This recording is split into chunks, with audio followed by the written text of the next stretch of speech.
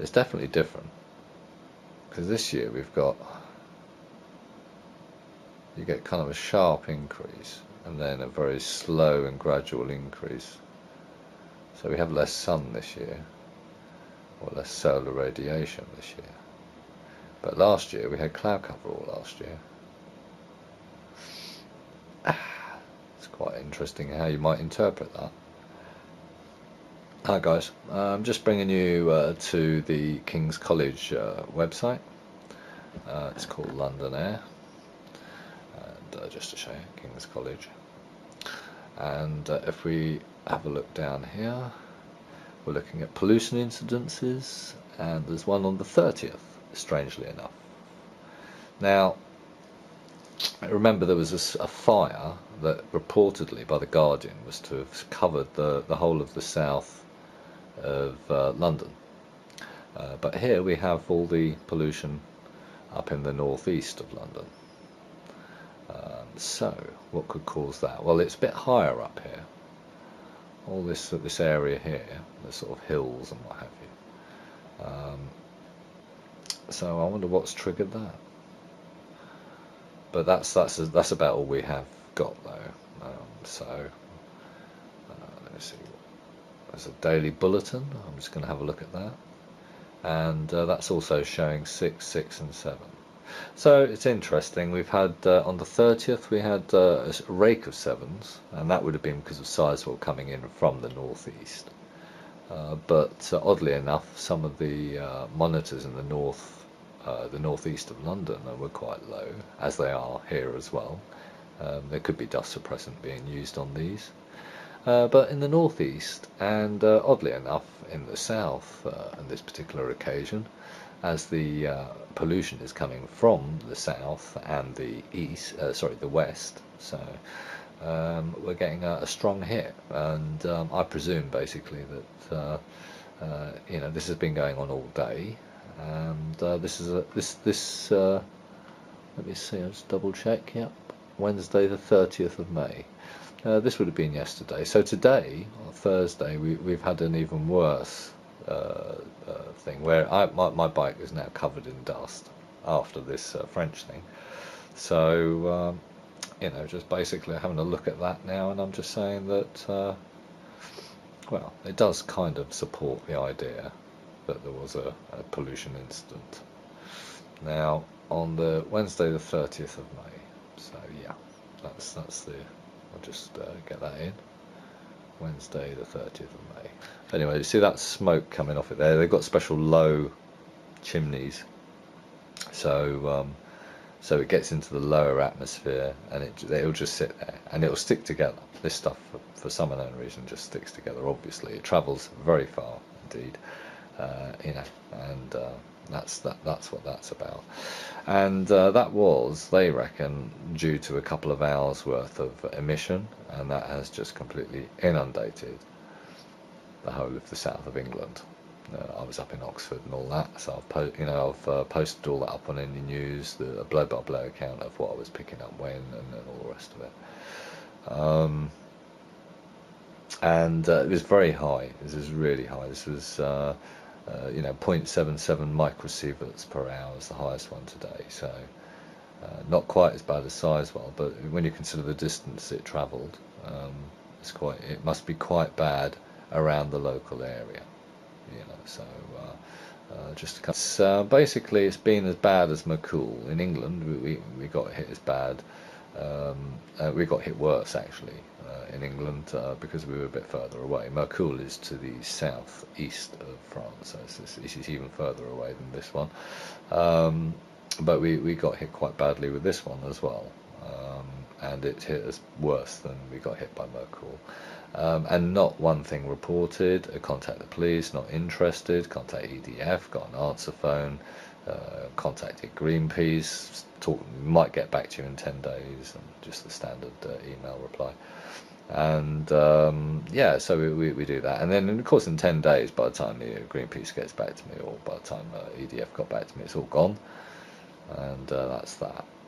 Eurdep's off, obviously, again, and so we don't know what's going on now, but I've captured quite a bit on film, and I'm going to post it all up. It'll probably be a couple of videos. Has to be said, what happens if there was something even worse? You're not going to find out. This is exactly what happened in Fukushima. The government said, oh no, and it was only because of common sense. A lot of people knew that a meltdown is not okay, that there is a problem with it, and everybody was shell shocked after the earthquake, complete nightmare. But the Japanese now are really asserting themselves now, and they're saying, hey, what the hell's been going on here? You've left us in this pollution. And the Japanese are very pragmatic. They know there are clearer areas and more sort of dangerous areas, but all the practices they've been doing are wrong. Making children eat school meals with cesium in. All these things were wrong, and unfortunately, because of the tests on children, which aren't out yet, that the World Health Organization has decided they would just do an algorithm on. But it does seem as though the kids' cesium levels in their urines and things are coming down, as far as we know. But the report isn't out yet, and the World Health Organization used algorithms to base their dose estimates on the children. Okay, and then, like, summarising, I suppose, it's just interesting that when you get these things happening, nobody's monitoring them. Who knows? Nobody seems to be interested in it. I've tried contacting people, and I don't think there's many people left to contact really about this. Including the sort of kind of Busby crowd and what have you. So, I do my research on enenews, but this particular project, it's not really been done this way. And in Europe, obviously, because of these reactors, you can prove quite easily, and I can't, because nobody's going to take my word for anything, and they're not going to. The video isn't evidence, and all this type of stuff. It's not real. What you need is trained people, or at least people that have got some backing and have had some training and use standard equipment that's acceptable to whoever, to a court, and it's done in a certain way that so you dot the I's and cross the T's. And sometimes people get paid to do this stuff as well. So at the end of the day, that's what's needed here. And if we can't go out and demonstrate in England, because we get we're going to get data mined and we're going to get kettled and it's just going to be really boring, then why not get a Geiger counter and just monitor? At the end of the day, it's there's the anti-nuke people have to. I mean, I can't talk to anybody about it. I have tried, so I'm going to do this video and just let people hear it, and maybe they can ask their mates, "Oi, why aren't you testing for this?" Because at the end of the day, we can prove they're lying. And if we can prove they're lying, I think Busby was saying, at the end of the day, Ireland, they've got an agreement with England, and that's based on England putting out X amount of emissions per year, being sort of open and honest about what's happening, and I think we're sort of kind of proving that that's not the case. And even there's the sun. It's 7 in the morning. That's east. Might be going a bit south. So I need to check the wind maps. Check out the rat. 17. So I was getting mad peaks this morning, and they're coming in from the west. I'm going to double check that with the weather map, and away you go. The highest peak I've had so far is 0.46 microsieverts per hour. Alright, I've got a 0.77 microsievert spike there. I'm just going to have a look at that. You can see it's look at that big red line there. 0.77 microsievert spike. That's 0.77 microsievert per hour. And it's just returning now. And then there was a 0.37 after that, and then down to here. So, and 0.26 is kind of an average I'm getting. And that's just south of Hammersmith Bridge. It's coming down the bottom end of the castle more.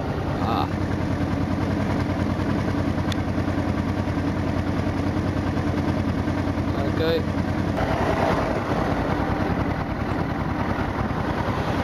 Okay, we're at Wimbledon now, and we're getting 0.31 down to 0.27.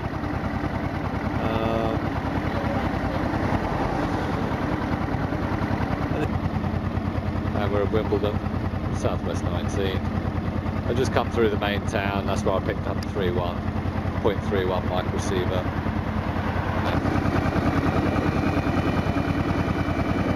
Alright, we're at the top of a hill here.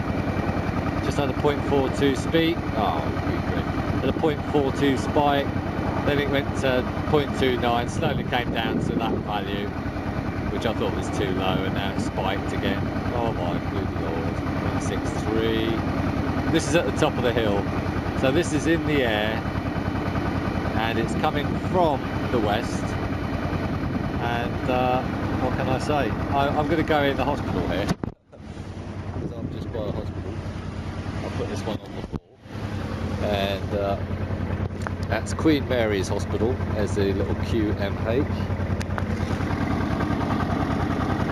Just checking that out.